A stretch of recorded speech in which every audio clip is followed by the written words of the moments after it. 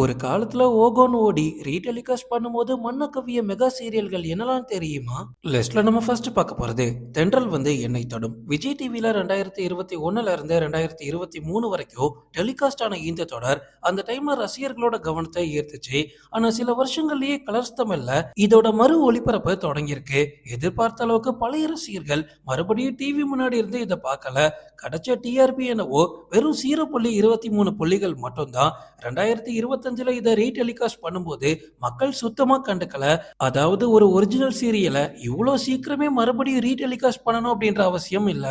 லிஸ்ட்ல நம்ம அடுத்து பார்க்க போறது முத்தழகு. விஜய் டிவில 2021ல இருந்து 2022 வரைக்கும் டெலிகாஸ்ட் பண்ண ரொம்பவே ஃபேமஸான தொடர் தான் இந்த முத்தழகு.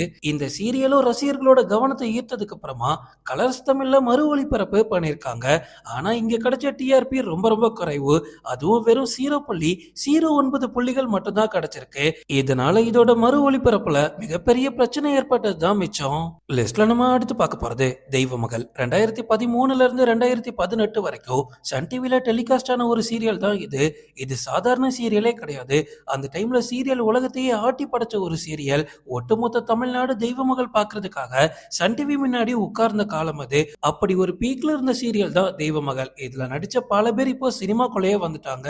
அப்படிப்பட்ட இந்த சீரியலை 2023ல மறு ஒளிபரப்பு பண்ணியிருக்காங்க. ஆனா அப்ப டிஆர்பி தெய்வ மகளுக்கு வெறும் 0.23 புள்ளிகள் மட்டும்தான். அதாவது அட்ரு ஃபிளாப். என்னதான் ஒரிஜினல்ல மெகா ஹிட் அப்படின்ற பெயரை எடுத்திருந்தாலும் இதை ரீடெலிகாஸ்ட் பண்ணும்போது அந்த அளவுக்கு டிஆர்பி கிடைக்கல. லிஸ்ட்ல நம்ம அடுத்து பார்க்க போறது தென்றல். தென்றல் அப்படின்ற பெயரை 90s மற்றும் 2000ல சீரியல் ரசிகர்களால மறக்கவே முடியாது. 2009ல இருந்து 2015 வரைக்கும் சன் டிவில டெலிகாஸ்ட் பண்ணப்பட்ட ஒரு பிரம்மாண்டமான சீரியல். கிட்டத்தட்ட 1340 எபிசோட் ஓடி இருக்கு. அதோட ஹிட்ட பார்த்த கலர்ஸ் தமிழ் இந்த சீரியல் அப்படியே வாங்கி அவங்க சேனல்ல மறு ஒளிபரப்பு பண்ணிருக்காங்க. 2023ல ரீடெலிகாஸ்ட் பண்ணும்போது 0.43 டிஆர்பி புள்ளிகள் கிடைச்சிருக்கு.